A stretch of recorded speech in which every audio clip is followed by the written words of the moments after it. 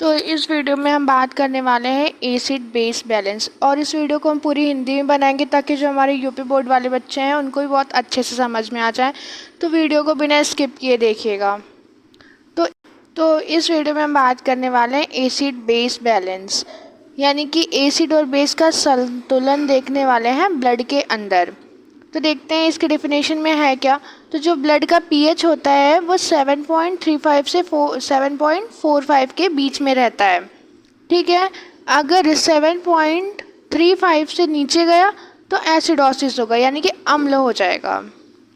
और अगर 7.45 से ऊपर गया तो क्या हो जाएगा, एल्कोलोसिस, यानी कि उसमें अल्कलाइन कंडीशन आ जाएगी। अब एसिड बेस बैलेंस जो है वो मुख्य 3 सिस्टम से मैनेज होता है। तो पहला सिस्टम आता है बफर सिस्टम। बफर सिस्टम में क्या होगा, बाइकार्बोनेट फॉस्फेट होता है और प्रोटीन बफर आते हैं। इनके थ्रू हम एसिड और बेस को बैलेंस करते हैं। फिर दूसरे में क्या आ जाएगा, लंग्स। लंग्स जो है वो CO2 को कंट्रोल करता है। अगर हमारे लंग्स में, हमारे फेफड़े में CO2 ज़्यादा हो जाएगा तो एसिडोसिस होगा, और CO2 कम हो जाएगा तो अल्कोलोसिस होगा।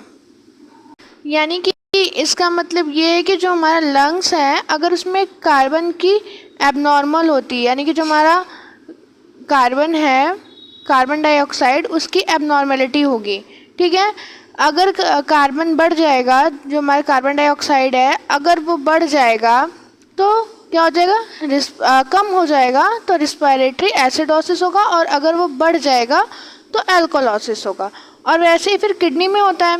किडनी में क्या होता है कि H+ आयन जो है किडनी उसको बाहर निकालती है और बाइकार्बोनेट को बचाती है। अब देखते हैं कि कितने टाइप की हमारी इम्बैलेंसेस होते हैं, क्या क्या एबनॉर्मेलिटी होगी। तो एसिड बेस इम्बैलेंस में सबसे पहले आ जाएगा रिस्पायरेटरी एसिडोसिस। रिस्पायरेटरी एसिडोसिस में ये होता है कि जो हमारा एसिड है, यानी कि जो हमारा CO2 है वो हमारे लंग्स में क्या हो जाएगा, इंक्रीज हो जाएगा, डिक्रीज होगा, सॉरी, एसिडोसिस की कंडीशन में डिक्रीज होगा। और ये होता किस वजह से है, COPD, अस्थमा और हाइपोवेंटिलेशन की वजह से। और फिर इसके कॉज या लक्षण क्या आएंगे, हेडेक हो जाएगा, कन्फ्यूजन और इंसोम्निया, यानी कि नींद नहीं आएगी, कन्फ्यूजन मतलब कुछ समझ में नहीं आएगा, हेडेक मतलब सर दर्द होगा।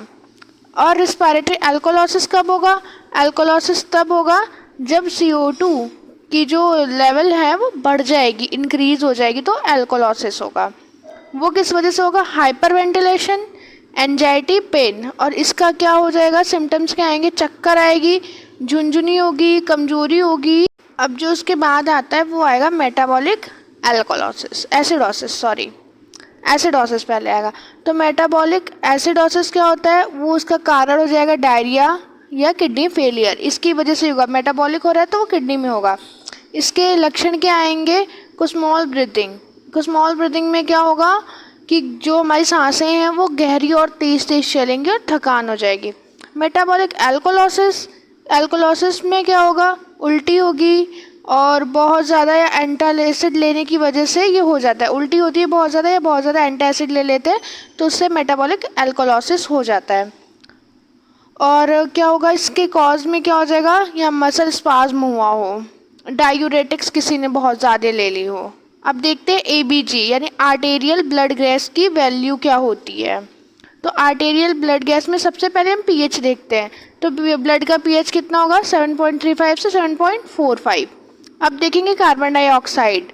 तो कार्बन डाइऑक्साइड कितना है, 35 से 45 mmHg। और बाइकार्बोनेट की वैल्यू होनी चाहिए 22 से 26 मिली इक्विवेलेंट पर लीटर। इससे बहुत ज़्यादा क्वेश्चंस आते हैं, हमारे ऑस्की में भी आते हैं और एग्जाम्स में भी आते हैं। अब मेरे पास एक निमोनिक है जिसको हम इसको बहुत इजी तरीके से याद कर सकते हैं। तो निमोनिक क्या है, रूम। तो रूम से क्या हो जाएगा, R से रिस्पायरेटरी, O से अपोजिट, यानी कि अगर कार्बन डाइऑक्साइड का लेवल जो हमारा रिस्पायरेटरी है, ब्लड pH का लेवल, यानी कि pH का लेवल और कार्बन डाइऑक्साइड का लेवल दोनों RO यानी रिस्पायरेटरी अपोजिट होगा। ठीक है, तो रिस्पायरेटरी की प्रॉब्लम आएगी, एल्कोलोसिस या एसिडोसिस होगा।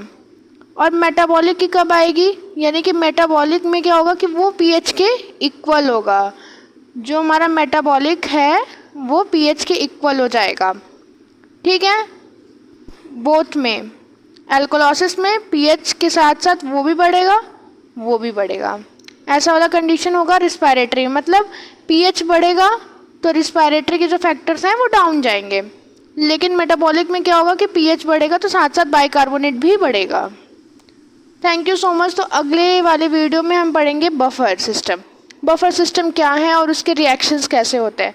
तो इस वीडियो पे लाइक कमेंट शेयर करें।